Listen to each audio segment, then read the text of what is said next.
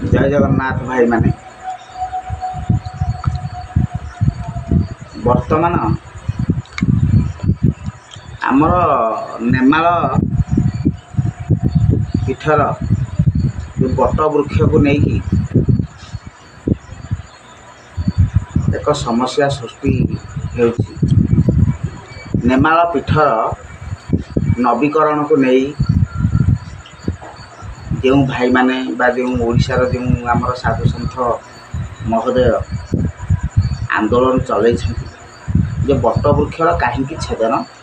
करागला समस्तंकर अधिकार अच्छी महापुरुषों विषय पीठ विषय मंतव्य देवार समस्तंकर अधिकार अच्छी जेहेतु से होती आम ओडिशा माटीर जड़े महान प्रतिभा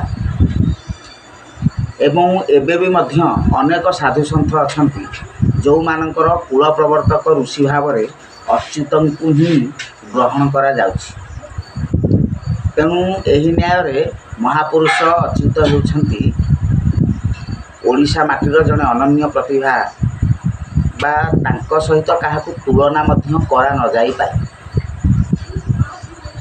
तेणु जो जुगावतार कथा जदि आम चिंता करवा जुग विषय लिखाई आमर 5 जुग 5 वेद 5 बट 5 सखा यहीपरि भाव सब वर्णना करा तो यही 5 सखा बट वृक्ष कहले कौन बट वृक्ष को कहीं अग्राधिकार दि जाए ना से होती कल्पे पर्यंत सी रहीपर सी होती कल्पवट बट विषय जब केवल आम आलोचना करवा ताले आमर देवनाशन बट अच्छी बांछा बट अच्छी एबे तो सब कहते आमर जो चौकी बट सिद्धि बट एमती सखी बट एमती अनेक प्रकार बट अच्छी किंतु 5 प्रकार बट होती मुख्य शास्त्र सम्मत जमीक एक आमर बांछा बट कल्प बट देवनाशन बट बंशी बट आउ हूँ उदय बट एमती जो 5 बट ताले ये 5 सखा कौन आमर बट वृक्ष नुहति तुम्हें मोर कल्प वृक्ष परायण संपत्ति। तेणु जी भक्त मानकर समस्त इच्छा को भक्त मानकर समस्त जिज्ञासा को जी पूरण करिपारंती सी आमर कल्पवट नुहति तो सी आ कौन सी आमर कल्पवृक्ष नुहति जहाँ मूल बसिले ध्यान कला मात्रे के समस्त इच्छा पूर्ण हो पारे से होती बट वृक्ष। ताले सी होती किए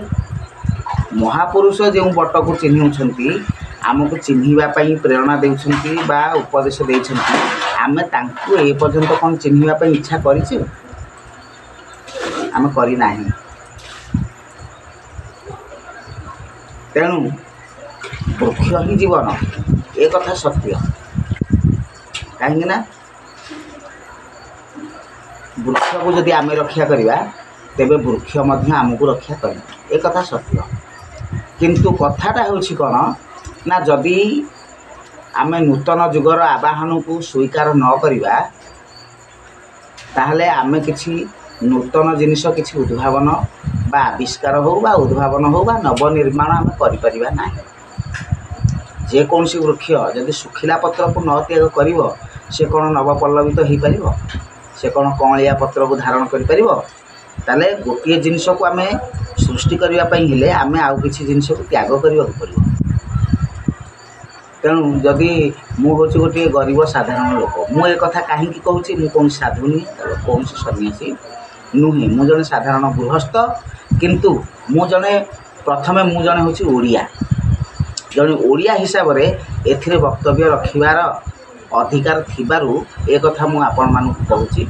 जदि आमे नवनिर्माण रे साहाय्य न करि परिबा अंततः बाधा मध्य सृष्टि करबा अनुचित। संसार वर्तमान प्रगति आड़क गति कर सबु जिनिस सबु क्षेत्र में आमर उन्नति होची आगुरु आमर जो अर्थनीति थिला कौन बर्तमान ताहा अछि आमे विकासशील राष्ट्र थिले कौन आउ एबे सेया अच्छे समय थिला यही भारतीय मानक से पाकिस्तानी हूँ बा से जो आमर चीन लोक मैंने हूँ सी आमको भयभीत कराउते विभिन्न प्रकार अस्त्र शस्त्र देखिए बर्तमान कौन भारतर स्थिति ताहा अच्छी भारत बर्तमान क्या भय करे ना से ही परी आमर उन्नति होची सबु क्षेत्र सर्वांगीन उन्नति होची जदि संसार जाक उन्नति होची ताले नेमाल भली एक प्राचीन ऐतिहासिक पीठ प्रबाद पुरुष पुराण पुरुष मालिकाकार नेमाल पद्मवनर जी होती प्रचंड प्रतिभा ताले तांको पीठर उन्नतिकरण कौन यह करणीय नुहे जदि हाँ तेबे आमे काहेकि बाधा सृष्टि करिया एवं आमे बाधा सृष्टि करियाटा केते दूर यथार्थ जदि प्रकृत रे आमे तांकर उत्तराधिकारी उत्तर पीढ़ी बा तांको पाठ शास्त्र को नहीं जदि आमर किछि भी लाभ होची आमर किछि भी स्वार्थ हासिल होची ताले आमर व्यक्तिगत स्वार्थ को आम प्रथम जलांजलि देई महापुरुषंकर पीठ जो उन्नतिकरण होची आमे सब खुशी आनंद रे सेथिरे बरं किछि सहयोग करिबा उचित। हाँ अवश्य सरकार बा प्रशासन जो अर्थ राशि सेठिक मंजूर करा जाइछि जदि से अर्थ राशि रे पीठर नवीकरण नहेला आमे परवर्ती मुहूर्त में आंदोलन करिपरिबा बा सरकार को हिसाब मागी परिबा प्रशासन को हिसाब मागी परिबा यह होछि हमर अधिकार किंतु वर्तमान को लेकिन नवीकरण करने द्वारा केतेक क्षेत्र खोदेई हेब कि केतेक क्षेत्र में वृक्ष कटाଯିव कौन आउ वृक्ष आसबनी ना वृक्ष हेबनी ना वृक्ष लगा हेब तेणु जदि मु गोटे नुआ घर करुँची मो घर पाखे जब गोटे आंब गछ अच्छी कि नड़िया गछ अच्छी मु तो पुणी काटुची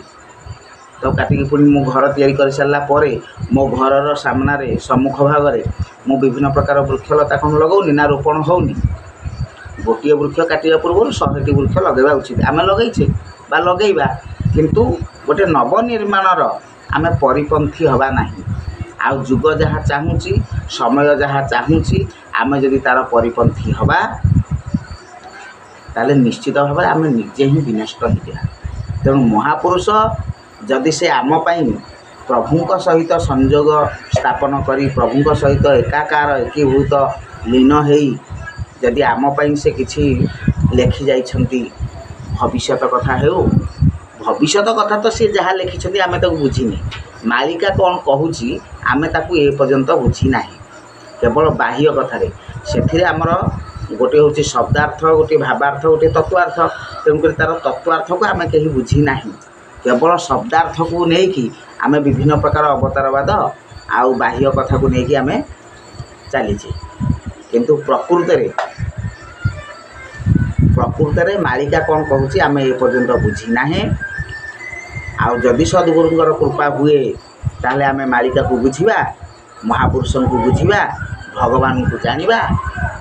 सर्वोपरि निजे निजको मध्य जानीपर माने एभली शास्त्र लिखा जाए आम ओडिया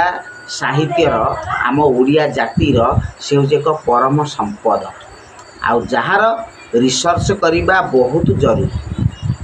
किंतु आमे ताकू करि ना भविष्य में हुए तो पुणी अन्य क्यों महापुरुष आसवे बा किए उपयुक्त उत्तराधिकारी आसवे सी ताकू गवेषणा करेंगे एवं महापुरुषंकर स्थान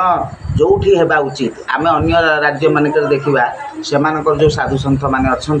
से मठ बाड़ी छता आउ केते बढ़िया तैयारी होची आधुनिक उपाय लक्ष लक्ष भक्तगण जो समागम होती जो देवस्नान पूर्णिमा लक्ष लक्ष भक्तों समागम होची प्रशासन कौन ताकू दृष्टि रखिनी तेणु सी विश्व ऐतिह्यस्थली मध्यरु सी हूँ गोटे एक विशाल पर्यटन क्षेत्र निश्चित भाव में ओडिशार जे कि गर्व गौरव हम आउ अन्य राज्य मानक सेठाकू भक्त मानकर आगमन हम तेणुक भाई मानू यही दिनहीन किंचनर बहुत बहुत अनुरोध आपण मैने विकासर परिपंथी न होई आमे समस्ते महापुरुषंकर उत्तर पीढ़ी हिसाब से तांको पीठर केमिति नवीकरण हम उन्नतिकरण हो पार आमे तो टंकाटे दे पारे आम एत दिनहीन आम टंकाटे दे पारे कि जो प्रशासन कोटी कोटी टंका दौची आम जदि से सहयोग कर आम जीवन धन्य हम आम जीवन सार्थक एवं आम निजे महापुरुषंकर उत्तर पीढ़ी बोली आम परिचय देवा ना कि आम कलिर उत्तर पीढ़ी बोली ଗୋଟେ ହେଉଛି କଳି ଆଉ ଗୋଟେ ହେଉଛି ସତ୍ୟ। ଠାକୁର କହିଲେ ତତେ ଭୁଲାଇବା ଶକତି ତାର ହୋଇବ ନାହିଁ, ମୁଜାକୁ ରଖିବି ତାହାକୁ କିଏ ପାରେ ଭୁଲାଇ, ଚାତକ କିପାଇ ଭୁଲିବ ଅନ୍ୟ ପକ୍ଷୀ ଭୁଲନ୍ତି, ଏଣୁ ମୋ ଭକତେ କଳିର ରାଜୁତିରେ ନାହିଁ। ତେଣୁ ଆମେ ଯଦି କଳିର ଗୁଣକୁ ଧରିବା, କଳିର ରାଜୁତିରେ ରହିବା, ଆମେ ନିଶ୍ଚିତ ଭାବରେ କଳି ଭାଗରେ ରହିବା। ଆଉ ଯଦି ଆମେ ସତ୍ୟର ଗୁଣକୁ ଧରିବା ତାହେଲେ ଆମେ ସତ୍ୟ ଭାଗରେ ରହିବା। ତେଣୁକରି ଆପଣମାନେ ମୋ କଥା ଭୁଲ ହେଇଯାଉ, ମୋ ଭଳିଆ ଲକ୍ଷ ଲୋକଙ୍କର ଭୁଲ ହେଇଯାଉ, କିଛି ସେଥିରେ ଆପତ୍ତି ନାହିଁ। କିନ୍ତୁ ମହାପୁରୁଷଙ୍କ ପୀଠ କେମିତି ଅକ୍ଷୁର୍ଣ୍ଣ ରହିବ, ଅର୍ଥାତ୍ କେମିତି ନବୀକରଣ ହୋଇପାରିବ, ତା'ର କେମିତି ଉନ୍ନତି ହୋଇପାରିବ, କେମିତି ବିକାଶ ହୋଇପାରିବ, ସେଥିପାଇଁ ଆମେ ତ ଟଙ୍କାଟିଏ ଦେଇପାରିବାନି। ପ୍ରଶାସନ ଯେତେବେଳେ ଦେଉଛି ଆମେ ତା'ର ବାଧା ସୃଷ୍ଟି କରିବା ନାହିଁ। ଏତିକି ମୋର ଅନୁରୋଧ। ଭାଇମାନେ ଯଦି ଏଇ ଦିନହୀନ ଅକିଞ୍ଚନର ଅନୁରୋଧକୁ ଗ୍ରହଣ କରିବେ ତାହେଲେ ମୋର ପରିଶ୍ରମ ସାର୍ଥକ ହେବା ସହିତ ଆମ ଓଡ଼ିଆ ଜାତିର ଏକ